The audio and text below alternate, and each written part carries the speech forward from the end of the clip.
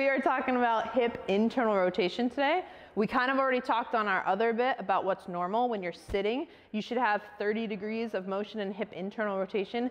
And when you're on your belly, you should have that same 30 degrees. So we're gonna talk today about how to get that back. So here's a couple exercises. The first one we're gonna do is a couch stretch with the hip turned out to the side a little bit. Have something behind you, a couch, a chair, something that you can put your foot up on. Take your foot and turn it to the outside just a little bit, and then just get as tall as you can. So you'll feel a big stretch and a pull through the front of your hip. You can even squeeze your butt to get a little bit more of a stretch there. Hold that for about 10 seconds, and then give yourself a break. Maybe you're doing about 5 or 6 rounds of that until you really feel that that's loosened up in the front of your hip.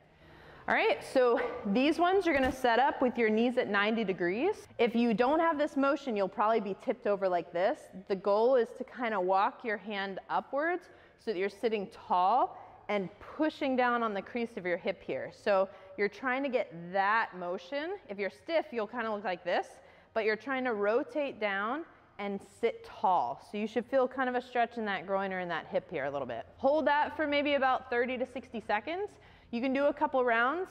Once it's looser, you can make it more active where you're lifting and lowering. Maybe you're doing about 10 of those at a time.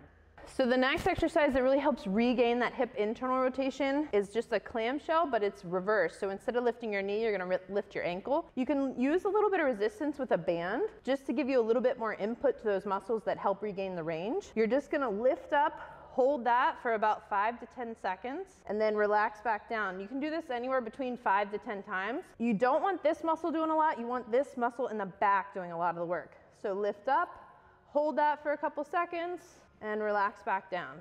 Next one, for that hip internal rotation, you're laying on your belly. Put your leg out to the side like a frog, not super high like this, but kind of like just right middle range. And you're just relaxing your top half. And all you're trying to do is the same thing we just did.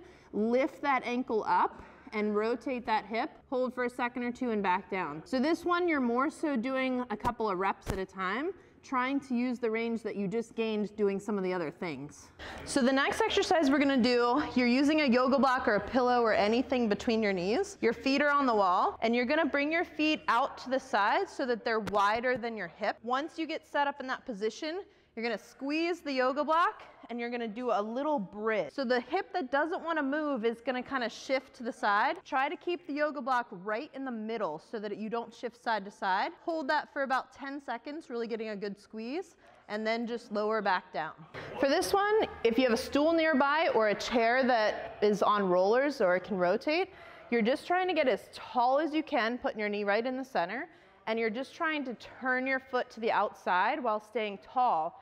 So this will help because instead of your hip being flexed, you're getting nice and tall and rotating outwards. Same thing, we're trying to hold for a couple seconds so that you're really using those muscles and come on back. Go as far as you can, holding nice and tall, and then come on back. So you're trying maybe for about 10 of these where you're holding at least 3 to 5 seconds. Last one in this series for hip internal rotation, you're gonna do a kickstand RDL, but instead of going straight down like a normal RDL, you're actually gonna cross your body and come to the outside of your leg so that you're really putting some weight into the back pocket of your hip. That's gonna help you to turn that hip inside while you're moving. So guys, you can use any of those exercises to regain hip internal rotation. It's helpful if you do them in the order, but you don't have to. One of the big caveats is if any of this causes pain, don't do it. The goal is to loosen things up or feel a little tension, a little stretch, but not to feel a pinchiness or any kind of tightness like that. So try these out at home. See if it helps you regain a little bit of that hip internal range of motion.